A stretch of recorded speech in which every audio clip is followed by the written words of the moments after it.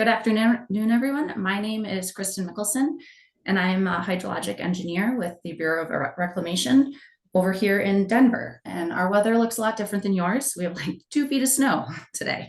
So I'm working from home, which is lovely. And I'm going to talk to you guys about one of the modeling components of our Klamath River Basin revised natural flow study. And so I'll talk to you guys about open water evaporation modeling. And this study has now gone through internal review, it's gone through stakeholder review, and it just finalized external review. And so it is primed for distribution very soon, which is extremely exciting. I'm going to briefly go over what the overall purpose of this natural flow study is. Caroline Ubing presented this to you, I believe, last year, and did a larger overview. And then I'm going to discuss how open water evaporation kind of fits into the larger study, and then dive into kind of how we conceptualize an open water evaporation model, the methods that we used, and then the results that we got, and how we're hoping to apply the results of this study. And so our natural flow study purpose, the main objective is to develop daily natural streamflow estimates at 13 different locations in the Klamath River Basin. And this is from water years 1981 through 2020. And so in order to get these natural streamflow estimates, we're defining 2 different separate conditions. And so current conditions are defined as the landscape and characteristics that we see now. And so this is as a result of different anthropogenic land use, development, agriculture, and water management practices. And then we're going to compare that to what we're calling a pre-development landscape. And this landscape is really prior to most anthropogenic influence, and is where we describe the hydrologic conditions and landscape conditions that existed kind of in the late 1800s. And the main thing to really recognize about these 2 different conditions is that we're not looking to define how climate change has impacted natural stream flows. We're applying the same climate from 1981 through 2020 to both pre-development and current conditions. So this really allows us to parse out how water management practices and anthropogenic influence has influenced our stream flow. And so this is a really large study. There's, I believe, 6 different modeling components. There's groundwater modeling, surface water modeling, ET and consumptive use modeling, open water evaporation modeling, which is the focus of today's talk, and I'm trying to think if I forgot any other ones. Oh, and hydraulic modeling. And so all of these different modeling components are going to be compiled in a mass balance model or a riverware platform that we're using. And that will ultimately estimate or calculate our daily natural stream flow estimates. And so the objective of our open water evaporation component is really to quantify how both rates, which are in something like inches per day, and volumes in something around 1,000 acre feet, how those have changed between current conditions and pre-development conditions as a result of all of the dams that have been built, all of the agriculture and consumptive use that we've seen, and different forestry practices. And so I'm just going to step back and look kind of at how we conceptualize an open water evaporation model and what some of the inputs are and what we're getting out of it. And so our open water evaporation model is in that middle purple box, DLEM, which just stands for a daily lake evaporation model. And in order to run DLEM, you need daily climate data, and then you also need a fair number of water body characteristics. And so those characteristics involve things like water surface area to help you estimate fetch, which has to do with the wind direction and the length of the surface area, or the length of your water body as that wind travels across it. You need water body mean depth. And for that, we did a fair bit of hydraulic modeling when we didn't have available water surface elevation time series. And so that really helped in our pre-development conditions when we just had historic maps and some reports to go off of to look at really the area that these water bodies encompassed. And so once you have those water body characteristics and that daily climate data and you run the model, you get daily evaporation rates out of it for both of our conditions. And then we take those daily evaporation rates and we multiply by the water surface area to get us volumetric evaporative losses under both conditions. And that is kind of ultimately what we were passing off to our mass balance modeling component, which will give us those in-stream natural flows at those 13 different locations within the Klamath Basin. And so one of our first steps was really defining what those water bodies looked like during current conditions and then during pre-development conditions. And so during current conditions, there's a fair number of water supply reservoirs that we characterized. There's a lot of, a couple of the Pacific Corp reservoirs, most of the ones, all of which were just removed along the Klamath River. And then the 2 national wildlife refuges down in the Lost River Basin, and then also the Trans-Basin diversion reservoirs up along the western area. And there are a fair number, there's like 100 actually of small independent reservoirs in the Lost River Basin that we were not able to characterize independently. And so we lumped those all together to make sure that we were still accounting for their evaporative loss under current conditions. And then in pre-development conditions, there's 6 different lakes that were there before the damming of rivers and the creation of water supply reservoirs. And those were Upper Klamath Lake and Lake Ewanna, Tule and Lower Klamath Lakes, and then 4 Mile and Clear Lake.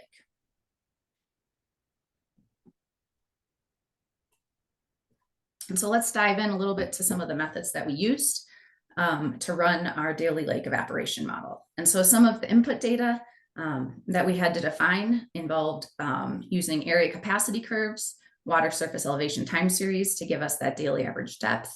And when we had it, we had daily water surface areas. When those weren't available, we did use remotely sensed water surface areas for current conditions. And then we also defined ice cover fractions. And so there's a really great data set that was released recently called the Global Lake Evaporation Volume Data Set.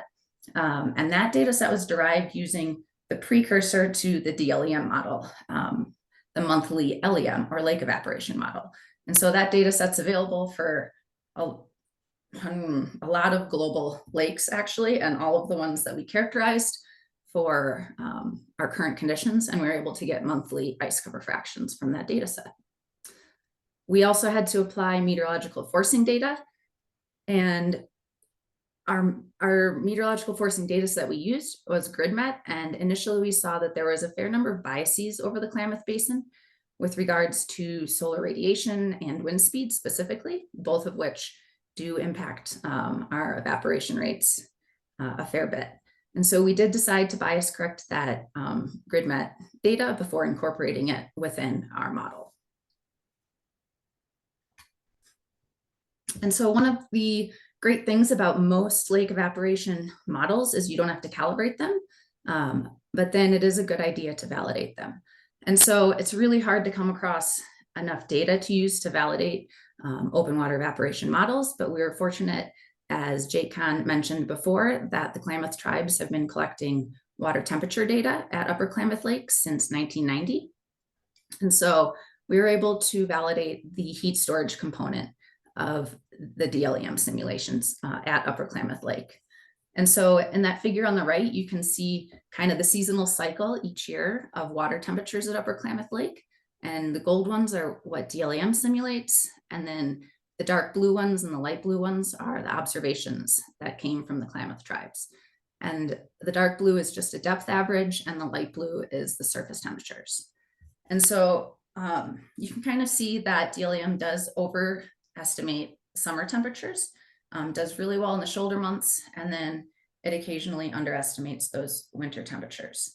And so while it does really well seasonally, it does have a mean absolute error of around 2.4 degrees Celsius, which is not bad for an open water evaporation model, considering it doesn't actually deal with advective transport. And so if you're looking at, say, an actual water quality model where you're defining those inflows and outflows from the water body or groundwater discharge into the water body, you'd get a much more accurate temperature estimate of typically a mean absolute error of like 1 degree Celsius is considered really good for a water quality model. But you see a lot of errors between 1 and 2 degrees Celsius. And so given DLEM just simulates kind of an average bulk water temperature across the entire depth, that mean absolute error is very acceptable for an open water evaporation modeling effort. And then we were also able to validate the model at 3 separate water bodies when we were looking at the open water evaporation rates themselves. And so on the right, you can see the standard 2013 study at Upper Klamath Lake, where they had 2 platforms where they had on-site meteorological measuring instruments, and then they were able to estimate open water evaporation rates. And you can see those in the light blue and the green bars compared to the DLEM simulated rates for a 2-week period. And those are in the dark blue bars. And so DLEM does pretty decent at Upper Klamath Lake. It does have a negative bias. And then when we were able to compare our measurements or our model estimates at Clear Lake Reservoir and also Gerber Reservoir, we saw that DLEM compares really well at both of those reservoirs to all of the observations that were taken by Reclamation in 2021 using eddy covariance, which is kind of like the gold standard for open water evaporation observations. And so DLEM does really well at everything except for the shore EC measurements. And so those were taken not over water, but on the shore of Gerber Reservoir. And it has a pretty significant bias there. And given how well it does at the other locations, that bias is likely due to more of the uncertainty in how they took those measurements and tried to account for the difference in meteorological conditions from the shore as compared to over water.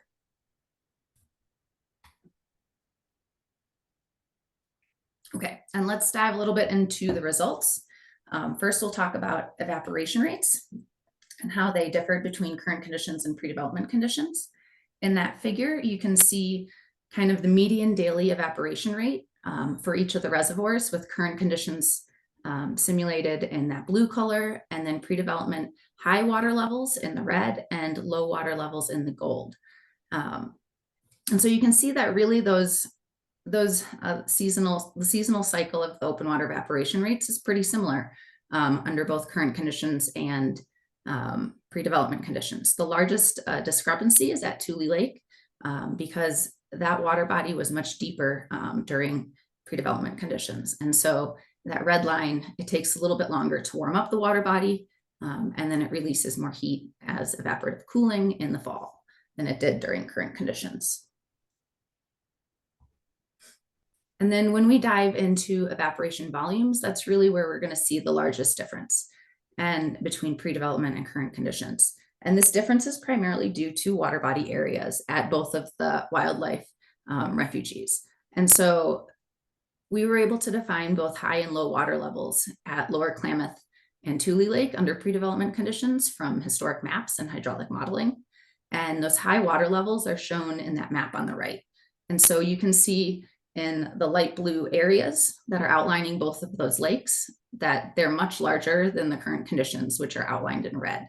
And so that larger open water body area is really what's going to contribute to a significant difference in evaporative volumes when we're comparing current conditions to pre-development conditions.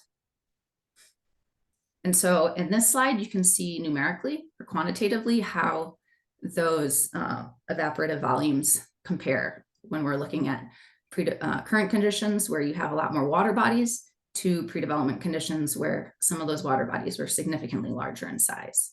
And so on the right, you can see a similar figure to the evaporation rates where we're looking kind of at the seasonal cycle of how much water volumetrically is evaporating. And this figure sums up all the water bodies under each condition. So under current conditions, there's 13 water bodies summed there. And then under pre-development, it's those 6 water bodies that were present. And you can see there's, at the peak evaporation rate around August, you have anywhere between 1 to almost 2,000 acre feet occurring per day more under the pre-development conditions as compared to current conditions.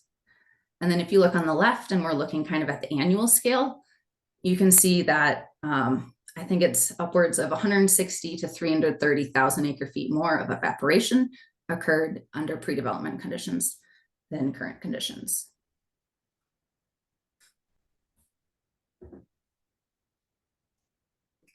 And so in addition to looking and analyzing our results, we also really dove into a comprehensive sensitivity analysis that we used to inform our quantification of uncertainty in our results.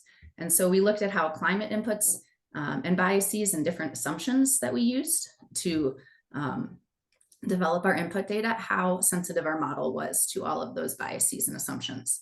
And then we took the results from the sensitivity analysis and used them to inform our uncertainty analysis and really quantify our uncertainty due to biases in forcing data, even after bias correction, to unknown depth estimates and the lack of advective heat transport in the DLEM model. And so if we just back up real quick, you can see the shaded area in that figure on the right. That is representing our quantitative uncertainty in our evaporation estimates.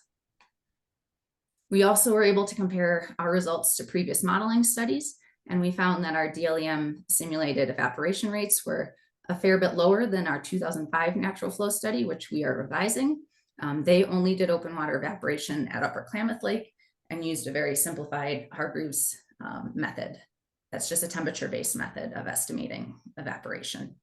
And we did compare them to the global lake evaporation volume data set, where we also found our results were just slightly less than theirs. And then we were also able to compare them to the 2022 study by Walker and Kahn, where they had both, I think, pan estimated and then also PET sites that they were able to use to estimate open water evaporation at Upper Klamath Lake. And you can see in that figure that our results were fairly similar, with ours just being slightly less than what they estimated. And so with the application of these results, we are going to hand off our daily evaporation rates and volumes into our riverware model, which will be integrated with those other 6 other modeling components and all that data from that to actually estimate our daily natural stream flows within the Klamath Basin. And then there are a fair number of broader implications where hopefully this data will be extremely useful. The area office is using it to refine their Upper Klamath Lake inflows and outflows. It can be used to help support in-stream flow requirements and water management decisions, and inform drought and flood analyses as well. And it does advance the state of the science in open water evaporation modeling. The model that we're using is a fairly brand new model, especially at the daily time step. And so we are submitting it, in the process of submitting it to a peer-reviewed journal as well, so that this study kind of gets out there to the broader scientific audience. And so thank you for your time and consideration, and I'd love to take any additional questions or discussion.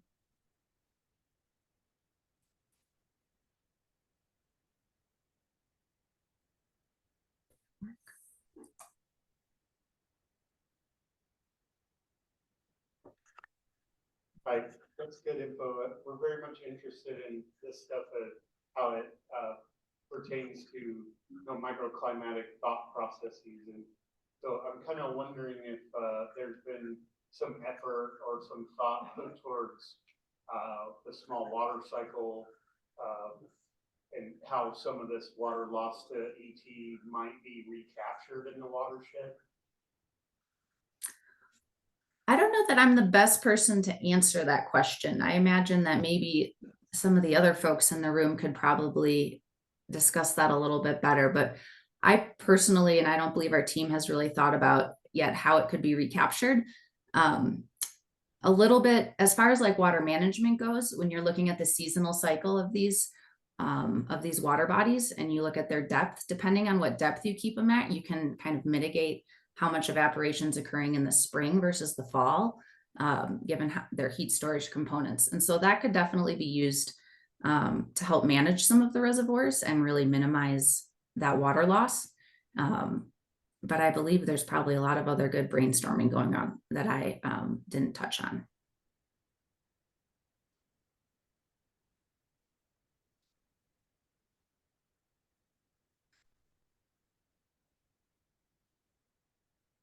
We have one question from Zoom for you. What is the timeline for the release of the full NFS results? Full results. Well, so this report, we have a draft right now that is shareable if folks are interested in that. It is not the final draft, so it has the word draft all over it, but it is the final results. We're just working with tech writers to actually release the final report. The full natural flow study is at least a year and a half out, I'm going to say. I think it's the end of FY26. I'm also doing the surface water modeling component of it, which that won't be released probably for another year.